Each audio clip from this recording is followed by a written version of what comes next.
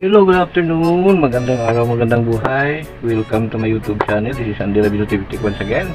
Meron tayong tanggap isang orbit fan na yung kanyang problem, sabi ng customer, shout out kay paring Lawrence.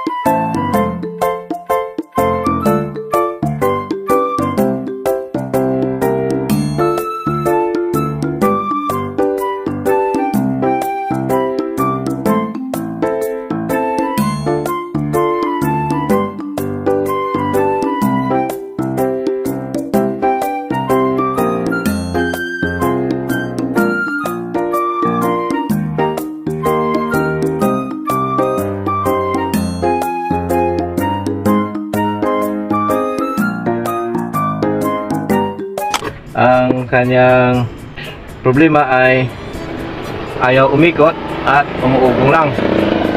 So, para malaman na, saksak natin. Yan o. Hindi siya umiikot, pero umuugong. Yan o. Hindi lang mailapit para marinig na umuugong. Pero subukan natin ilapit dito sa inyo. Yan, para marinig ang ugong. Kaso lang may motor na dumaan. Malakas pa yung ugong ng motor. Yan o. Yan. So, hindi umiikot, may ugong. So, hindi na natin pwedeng sabihin na open yung kanyang thermal fuse dahil nga ay umuugong. May ugong tayong maririnig. At hindi siya umiikot. So, tingnan natin yung kung matigas. Yan o, matigas, di ba? Yan o. O, di ba? Yan o, walang buwelo.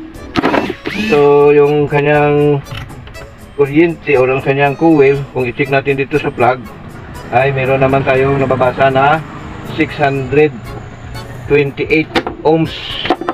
Yan yung kanyang reading. At tingnan pa rin natin yung kanyang capacitor.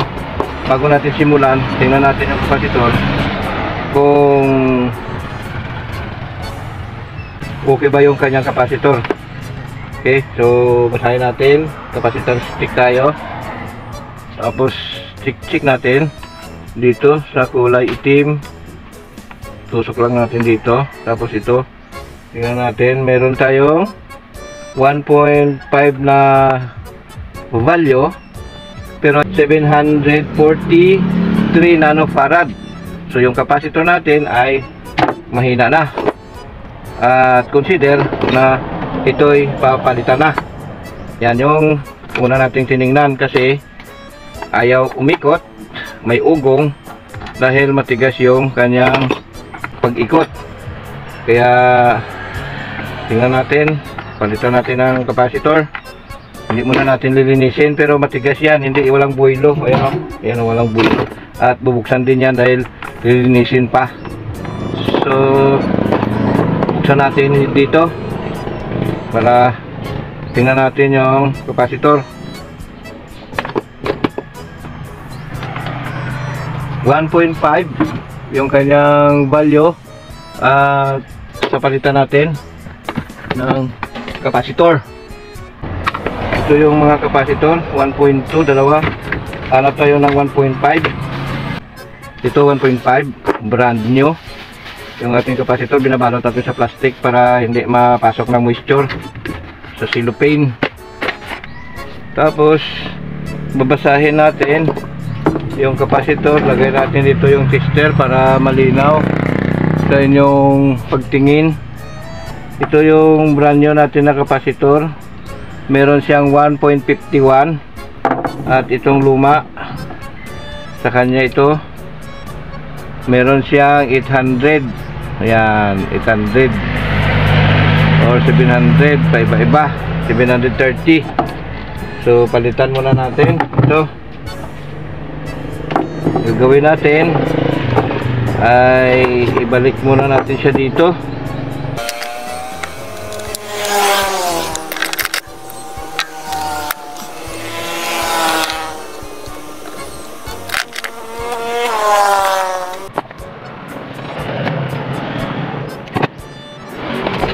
Tanggalin ko muna itong laman sa laman na aluminum sa loob. Naipasok ko na sa loob, naipit ko na rin. Yung atin na lang ang gagawin ko next ay hihinangan natin. Yung ihihinang natin ito.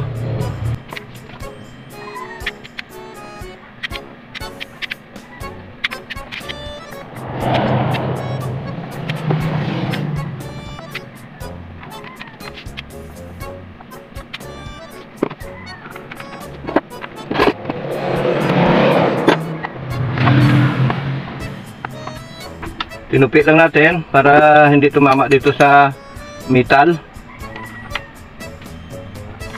Tapos lagi na lang tapos, hindi pa tapos eh. Lagi mong tinatapos.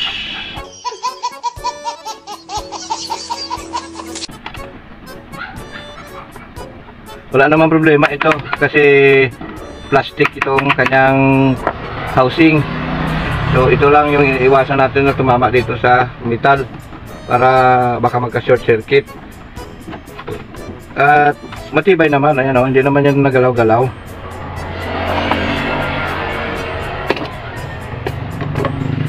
Baka sabihin ng ating mga manonood dyan na hindi safe itong ginawa ko kasi nakalabas yung wire. So hindi naman yan delikado kasi plastic nga itong kaha. Wala naman problema yan. Okay, so saksak ko na. Susubukan ko kung ito ba'y iikot na. Ayaw. Pero nagbabadyang umikot. At atin lagyan ng langis. Okay, bubuksan ko muna.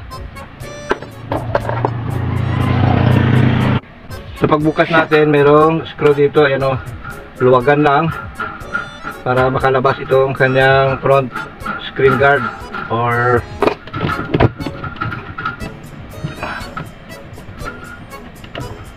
ayaw.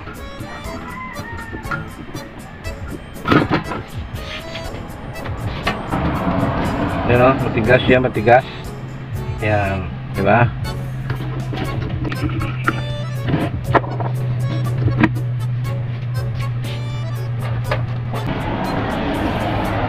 Yan o, matigas pa ikutin. Yan natin, wala naman siyang play at marami siyang langis. Ibig sabihin ay nilagyan na ng may-ari ng langis.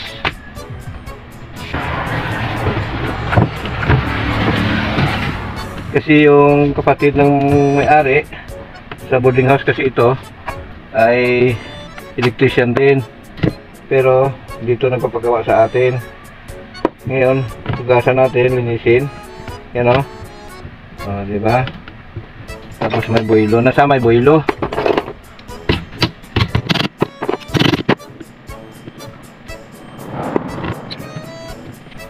So, linisin ko muna ito. Hindi naman, yung pagtanggal. Luwagan lang ito yung kanyang nut, guard nut. Matigas lang, so tanggalin ko muna yan.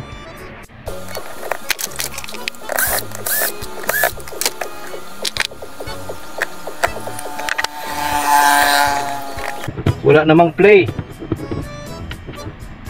Linis lang, linisan natin.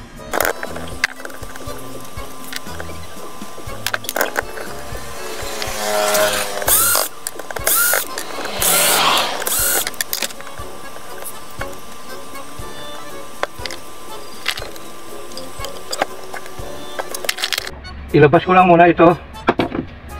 A few moments later. May gas-gas yung kanyang shafting. Ayan o. Sumasabit sa ating kuko. Kaya papalitan natin ng bushing at lilinisin natin yung kanyang shafting. Okay, so tanggalin ko muna yung kanyang bushing para palitan.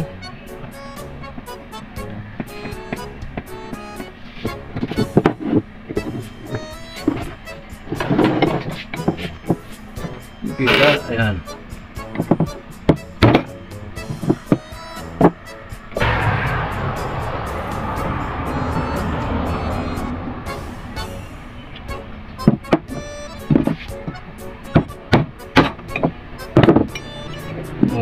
Ito na. So, palitan na natin ng bushing. Kuha muna tayo bushing. Ito yung bushing na luma. Ito yung bago natin na bushing, brand new.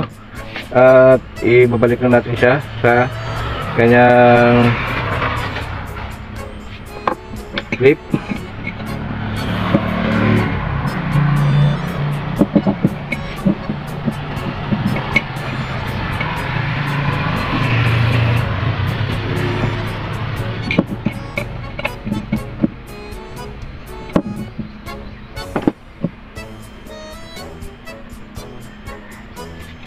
Ito yung mga mahirap palitan na mga electric fan. Mahirap palitan ng bushing. Kasi pag kamali ka dito, yung maaaring masira ito, matuluyan.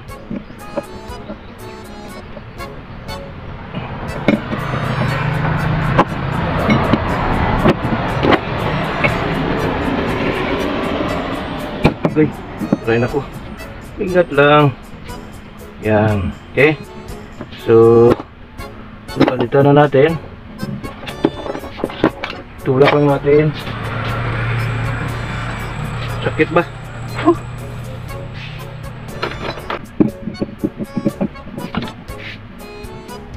Ayan. Hindi ba? Ayan o.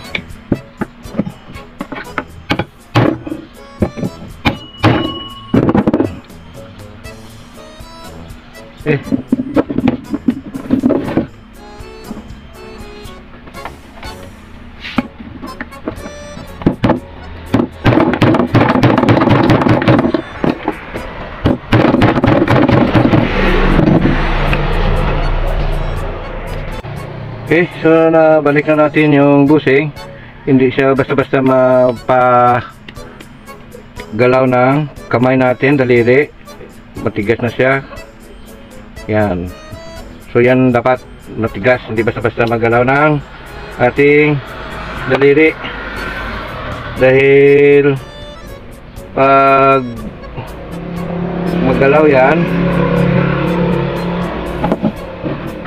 ibig sabihin na may posible siyang iikot pag nakabit na.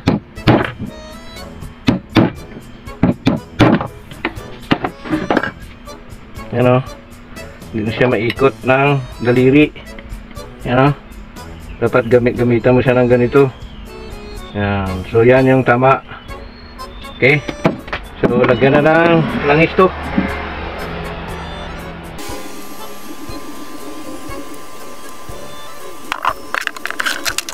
Ito na naliha ko na rin, malinis na, wala na, hindi na siya sumasabit sa ating kuko.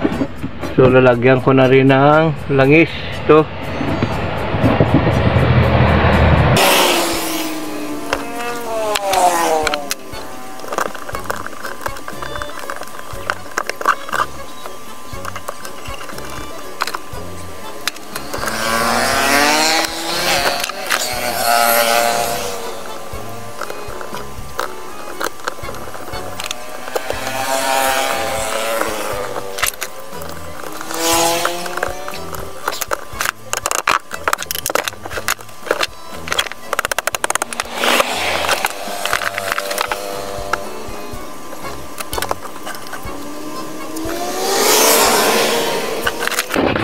So ayan ha, Na-symbol na natin siya. Nailagay na natin dito sa loob. At ayan na.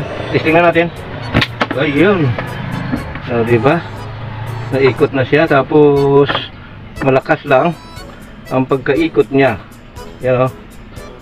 Lagay natin dito. Tingnan natin kung yan o. Diba? Malakas. Ayan o. Diba? Yun.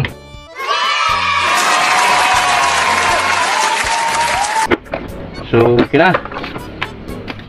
Simbol na natin to. Simbolin ko na lang muna. Hindi ko na pagkita yung pagka-simbol. Okay, so naikabit na natin yung back guard, back screen guard nya. Tapos yung EDC, naikabit na rin. So, testing na natin muna bago natin ikabit yung front guard grills. Ayan. Okay, so testing natin.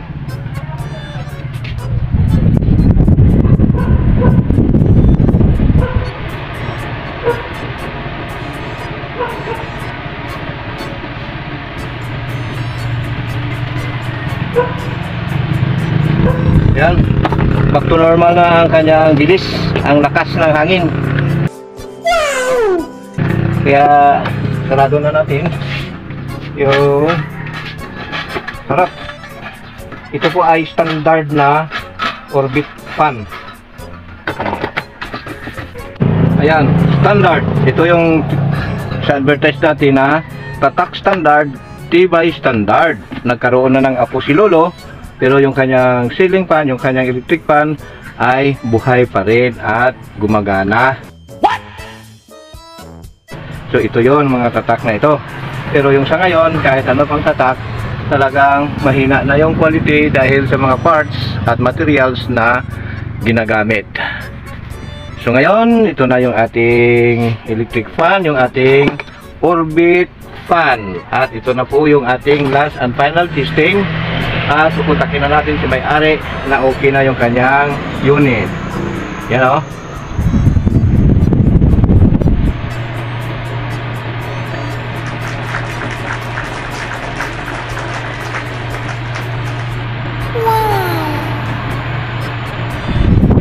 Okay, so hanggang dito na lang yung video natin. At kung hindi ka pa nakapag-subscribe sa ating YouTube channel, please subscribe. Click the notification bell, piliin ang all para maging updated ka sa aking mga video ng i-upload. Muli, ito po si Andy Rabino Tibitik. Nag-iiwan ng magandang buhay. Bye-bye! Thanks for watching!